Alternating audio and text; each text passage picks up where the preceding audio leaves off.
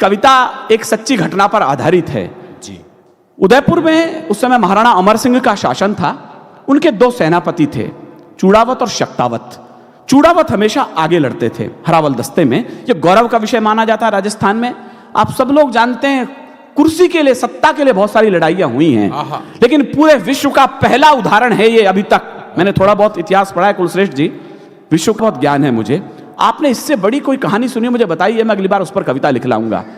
बलिदान पहले कौन होगा युद्ध में, इसके लिए कोई कंपटीशन हुआ हो, यह अकेली घटना है उदयपुर की। महाराणा अमर सिंह के यहाँ चूंडावत और शक्तावत थे। चूंडावत आगे लड़ते थे। शक्तावत को लगा यार ये पौरुष तो हो, ये गर्व हमें मिलना चाहिए। वो राणा के पास गए। राणा ने कहा, राणा जानते थे कि चूंडावत मानेंगे नहीं, तो उन्होंने उसके सामने एक शर्त रख दी कि उंठाला का किला है वो मुगलों के कब्जे में है, आप दोनों अपनी अपनी टुकड़ी लेके जाओ, जो भी पहले अंदर प्रवेश कर जाएगा वो आगे हरावल दस्ते में लड़ेगा। बस भूमिका समाप्त होती है। अब कविता आपसे वार्ता करती है। राणा को सपने में भी उम्मीद नहीं थी कि कल जो युद्ध होगा वो विश्व के इतिहास का अनूठा युद्ध होगा।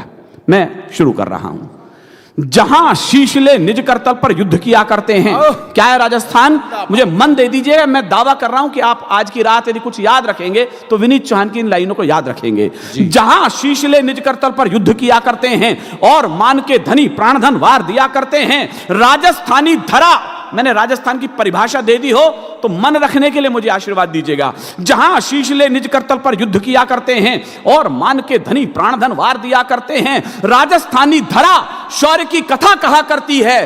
पानी कम है मगर रक्त की नदी बहा करती है। पानी कम है मगर रक्त की नदी बहा, थोड़ा मन दीजिए मुझेगा।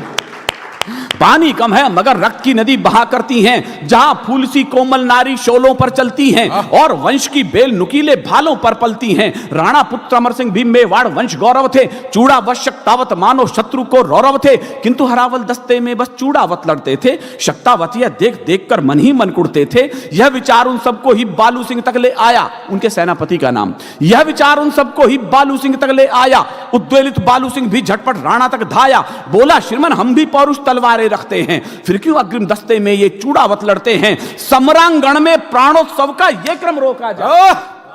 जरा भाषा के कविता के लोग कहां हैं मुझे बताइएगा। समरांगण में प्राणोत्सव का ये क्रम रोका जाए। एक बार यह मौका शक्तावत को सौंपा जाए। एक बार यह मौका शक्तावत को सौंपा जाए। चिंतित राणा ने इसमें देखा भीषण अंदेशा। वो जानते थे चूड़ावत मानेंगे नहीं। चिंतित राणा ने इसमें देखा भीषण अंदेशा। चूड़ावत सरदार जैत सिंह को भेजा संदेशा। जैत सिंह ने राणा का प्रस्ताव सुना, फिर बोले जैसे पृथ्वी के कंपन को शेषनाग फंडोले। बोले, श्रीमन आखिर तुमको क्यों आभास हुआ है, क्या चूड़ावत तलवारों से उठ विश्वास गया है। आप कहें तो बैरी दल से धरा पाट के रख दूं, एक लिंग की कसम चरण में शीश काट के रख दूं। शक्तावत प्रस्तावों ने सच हमको क्रुद्ध किया है। भूल गए घायल कबंध ने पहरों युद्ध किया है। भूल गए घायल कबंध ने पहरों युद्ध किया है। क्रोधित जैत सिंह आंखों में भर अंगार रहा था। फिर देखिए उसका अधिकार। क्रोधित जैत सिंह आंखों में भर अंगार रहा था। जो मणि छिनने के भय से विषधर फुफकार रहा था। जो मणि छिनने के भय से विषधर, मुझे माफ कीजिएगा इतनी कम तालियों में मैंने जयपुर में कविताएं सुनाई नहीं है। मैं कविता पढ़ रहा हूं तो मेरा मन मिले।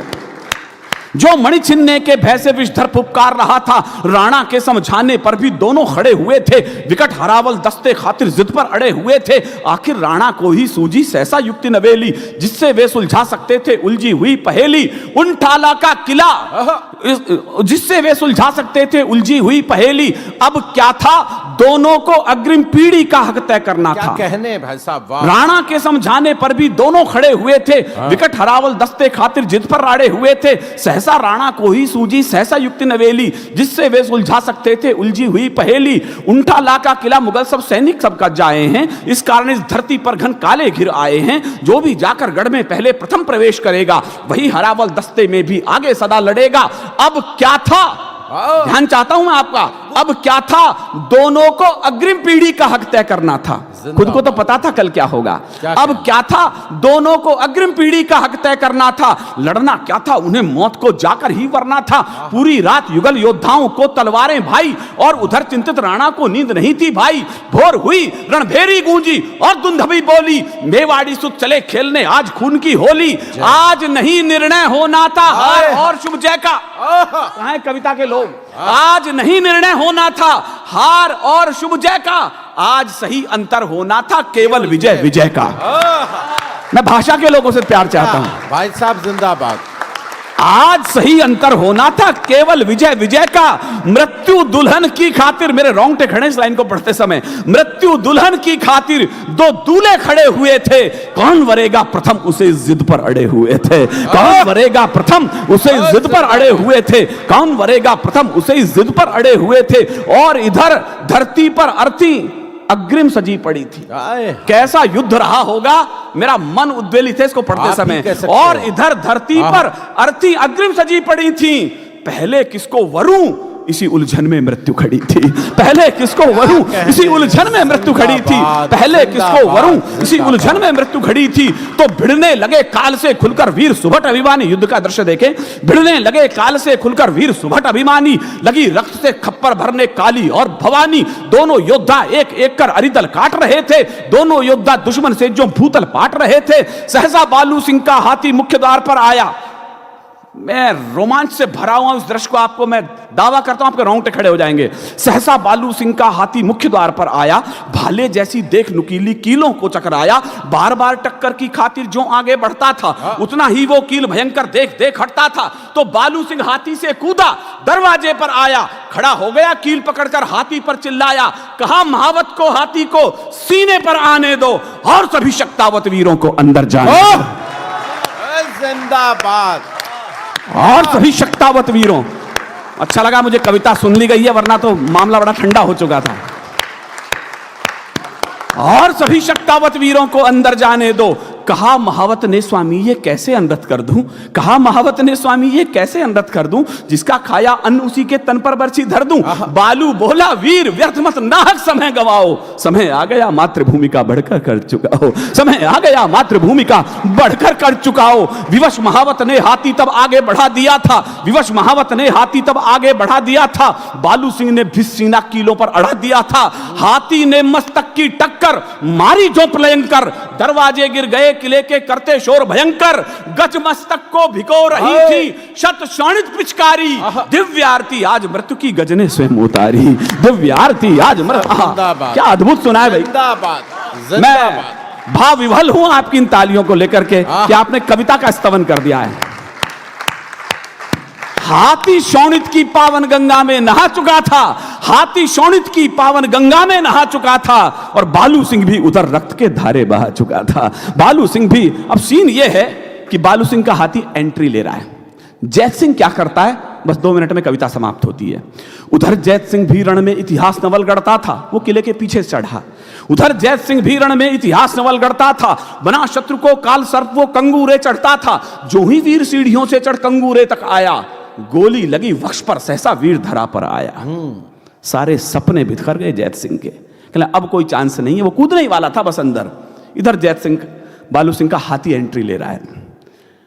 वीर वो नहीं है सर जो मृत्यु को सामने देखकर विजय की कल्पना छोड़ दे, वीर वो है जो मृत्यु से पंजा भिड़ा करके अंतिम क्षण तक विजय के द्वारों को ठोकरों से खोल दे। जैत सिंह इसी का नाम था। और उधर इतिहास नवल गढ़ता था, बना शत्रु को काल सर्प को कंगूरे चढ़ता था। जो ही वीर सीढ़ियों से चढ़ कंगूरे तक आया, गोली लगी वक्ष पर, सहसा वीर धरा पर आया। सोचा अगर किले में पहले बालू कदम धरेगा, वही हरावल दस्ते में भी आगे सदा लड़ेगा, वही हरावल दस्ते में भी आगे सदा लड़ेगा। शीश कलम करके ही कोई कर्ज अदा करता है। कलम के 2 अर्थ हैं सर इसमें, रामकिशोर तिवारी पंडित जी को मैं सौंप रहा हूं। शीश कलम करके ही कोई कर्ज अदा करता है, और कलम के लिए विषय वो नए नए धरता है। युद्ध देव को जब शोणित का पुण्य अर्घ चढ़ता है, तब जाकर ही सैनिक जय के पथ पर कुछ बढ़ता है, तब जाकर ही सैनिक जय के पथ पर कुछ बढ़ता है। तो लगी तनिक ना देर, अंतिम लाइन और मुझे विदा कीजिएगा। जैत सिंह ने एंट्री कैसे ली है, लगी तनिक ना देर उसे भीषण निर्णय लेने में, विजय सुनिश्चित लगी उसे निज शीश काट देने में। तो उन ठाला का किला, एक एक हाथ खड़ा हो जाए मुझे अच्छा लगेगा। उन ठाला का किला जब ये घटना देख रहा था, एक वीर निज शीश काटकर अंदर फेंक रहा था, एक वीर निज शीश काटकर अंदर फेंक रहा था, एक वीर निज शीश काटकर अंदर फेंक रहा था। तो काल ठुटक कर रुका, काल ठिठक कर रुका, स्वयं ये उसको दृश्य नया था। काल ठिठक कर रुका, स्वयं ये उसको दृश्य नया था। किसको लिखूं महान सोच में पड़ इतिहास गया वाह! था। किसको लिखूं मां। बहुत बहुत धन्यवाद आपका, बहुत बहुत शुक्रिया।